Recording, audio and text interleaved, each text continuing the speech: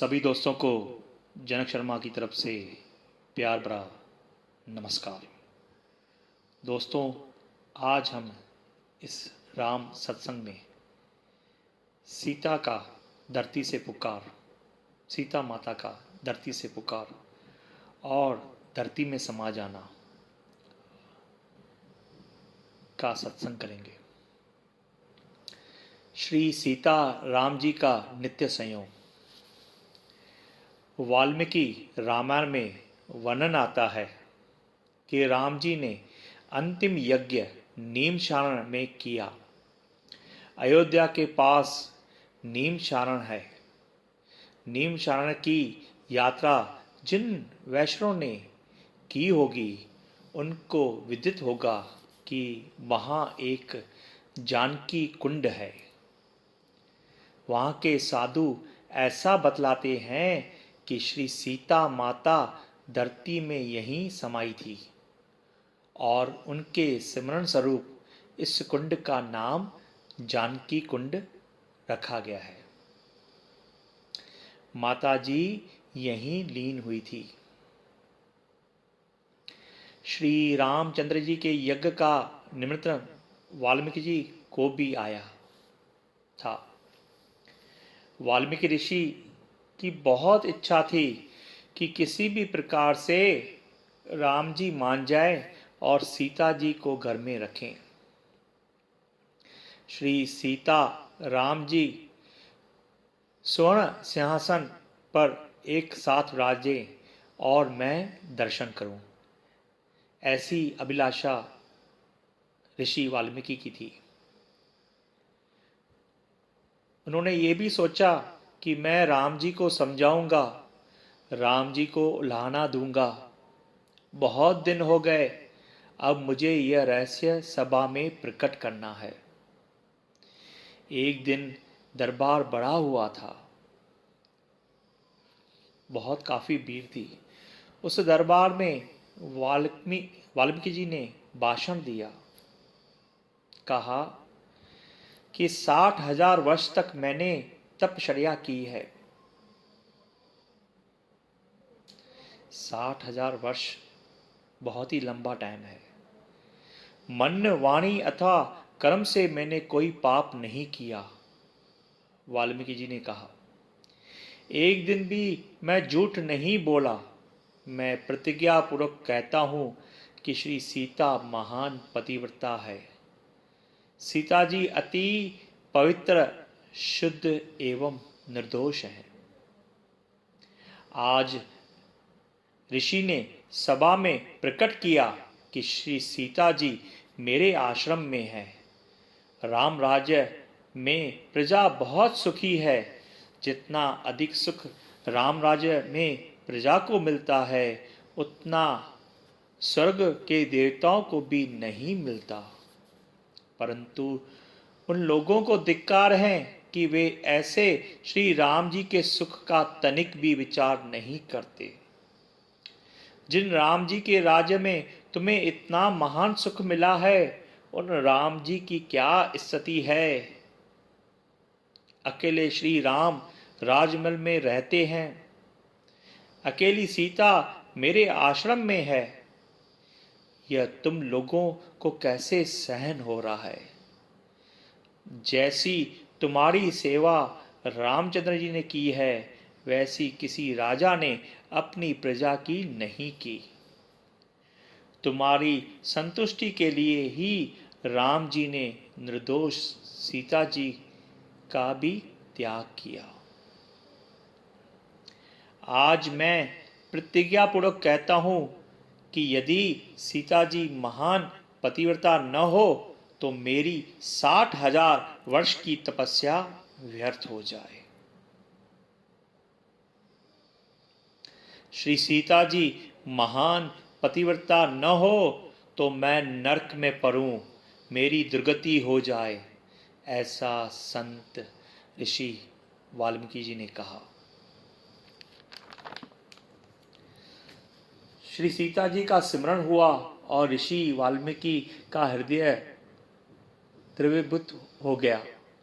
ऋषि ने श्री सीता जी को बहुत बखान किया। और अयोध्या की प्रजा को बहुत उलाहना दिया। वे आवेश में आकर बोलने लगे, अयोध्या के लोग कैसे हैं मुझे खबर नहीं पड़ती। लोगों को लज्जा भी नहीं आती, ये लोग मनुष्य हैं या राक्षस हैं, कोई विचार ही नहीं करता। तुम लोग राम जी से क्यों नहीं कहते कि माता जी को जल्दी घर में पधारें, नहीं तो हम अन्न जल छोड़कर प्राणों को त्याग करेंगे। आज तो बोलते बोलते ऋषि जी ने राम जी को भी उलाहना दिया। राम जी को भी बहुत सुनाई। उन्होंने राम जी से कहा, तुम्हारा अन्य सभी कुछ ठीक है, परंतु तुमने सीता जी का त्याग किया, यह बहुत बुरा किया। मुझको यह सहन नहीं होता। मेरी बहुत इच्छा है कि श्री सीता जी के साथ स्वर्ण सिंहासन पर आप विराजो और मैं ऋषि होकर इसका दर्शन करूं। मुझे दक्षिणा में और कुछ भी नहीं मांगना, केवल इतना ही मांगना है कि मेरी कन्या महान पतिव्रता है। ऋषि बहुत आवेश में बोलने लगे। उस समय राम जी सिंहासन से उठकर दौड़ते हुए गए, वाल्मीकि जी के चरण पकड़े और ऋषि के चरणों में माथा नवाया। कहा, मैं जानता हूँ कि वे महान पतिव्रता हैं, निर्दोष हैं, परंतु गुरुजी मैं क्या करूं, मेरा दोष नहीं है। अयोध्या के लोग चाहे जैसा बोलते हो, कितनों ही ने ही मन में शंका है। लंका में सीता ने अग्नि में परीक्षा भी दी थी, परंतु अयोध्या की प्रजा को विश्वास नहीं आता। मेरे चरित्र के विषय में लोगों को शंका होती है। प्रजा को शुद्ध चरित्र का आदर्श बताने के लिए मेरी इच्छा न होते हुए भी मैंने सीता का त्याग किया है। सीता जी के पतिव्रत्य का मुझे तो विश्वास है, परंतु अयोध्या के लोगों को विश्वास होना चाहिए। मेरी बहुत इच्छा है कि एक बार सीता जी दरबार में पधारें और अयोध्या की प्रजा को विश्वास हो सके, ऐसा कोई उपाय बताएं। इसके पश्चात मैं सीता जी को घर में लाऊं।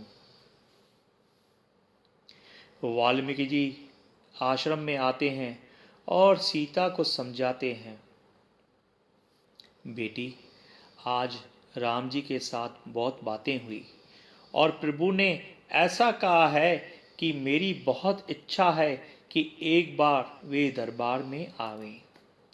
बेटी तुम जाओगी तो मैं तुम्हारे साथ रहूँगा, ऋषिवर ने सीता को कहा। ऋषि सीता को समझाते हैं। सीता जी बहुत व्याकुल हुई। उन्होंने दोनों हाथ जोड़कर कहा, पतिदेव की आज्ञा का पालन करना मेरा धर्म है।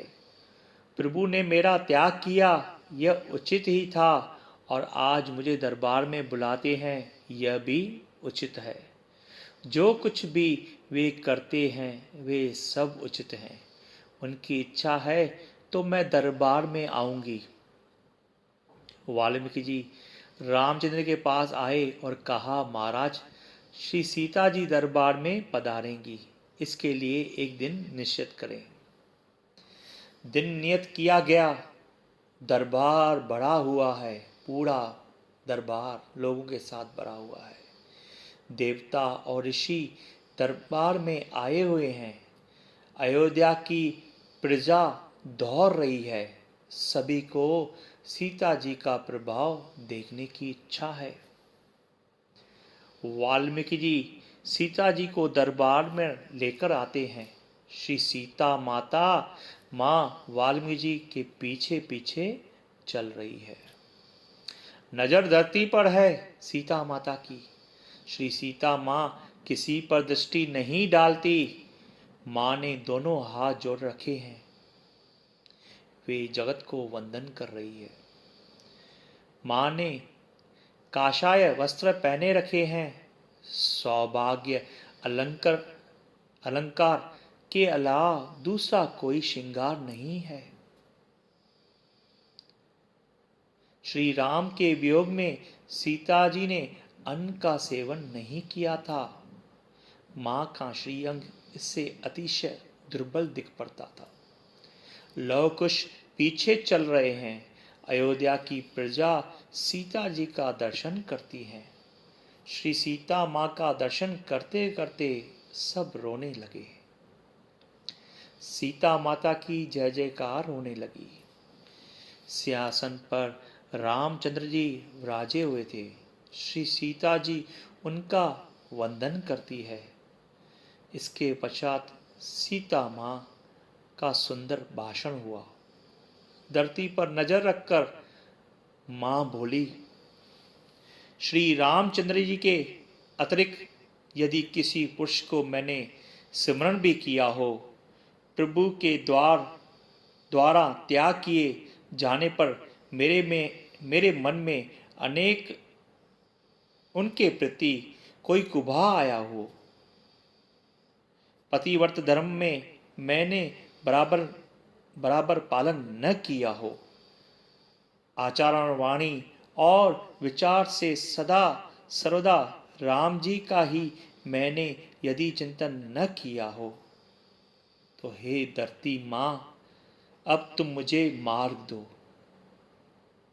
अगर मैंने पति धर्म पालन नहीं किया, किसी और पुरुष की मैंने अपने मन में भी विचार किया हो, हे माता मुझे मार्ग दो। मुझे अब इस जगत में रहना नहीं है। अगर मेरे में अंदर सच्चाई है तो मां मुझे अपनी गोद में संभालो। हे धरती मां, अब तुम मुझे मार्ग दो। सीता मां के मुख से जो ही शब्द निकले, त्यों ही वहां एकाएक धड़ाका हुआ। धरती फट गई। शेषनाग के फण के ऊपर स्वर्ण का सिंहासन ऊपर आया। श्री भूदेवी मतलब धरती माता ने श्री सीता मां को उठाकर सिंहासन पर पधाराया और कहा कि हे बेटी, यह जगत अब तुम्हारे रहने योग्य नहीं है। लोगों को सम्मान देना आता ही नहीं है। जो ही सीता जी सिंहासन पर विराजी, लव कुश बहुत घबरा कर दौड़ते हुए गए और बोले, हमारी माँ कहाँ जाती है?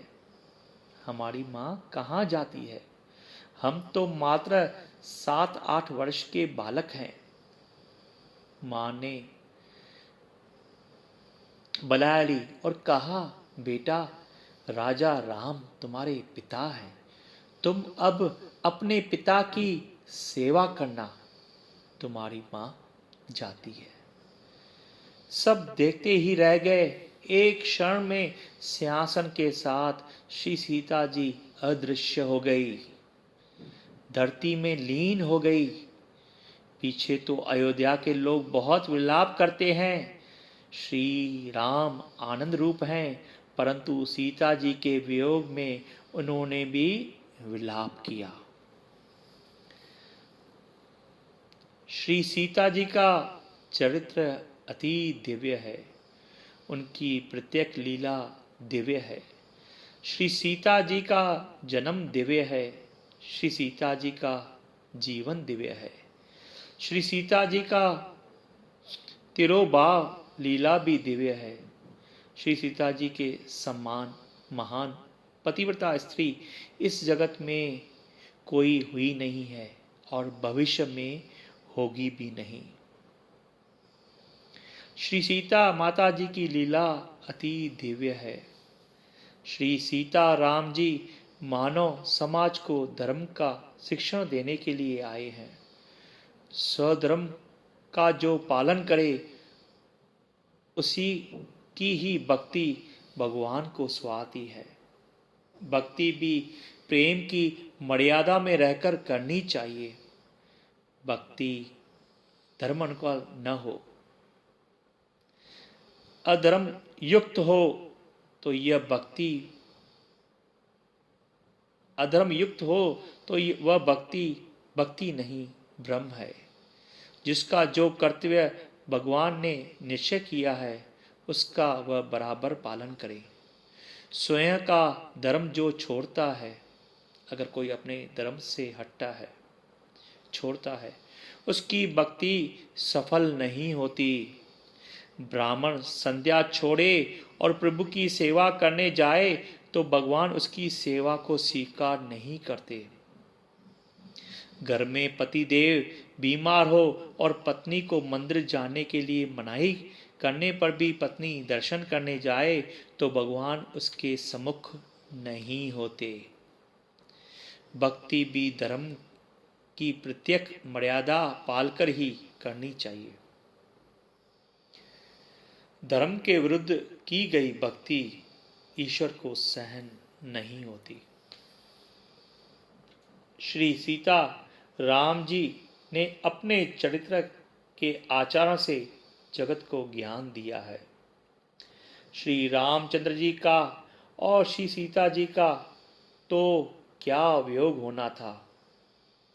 श्री सीता राम जी स्वर्ण सिंहासन पर सर्वकाल में विराजे हुए हैं और वे अविनाशी हैं, वे नित्य दंपति हैं, उनका नित्य संयोग है, वियोग तो कभी उनका होता ही नहीं। वैष्णवजन सतत श्री सीता राम जी का दर्शन करते हैं। सीता माता की जय हो। ओम साईं राम।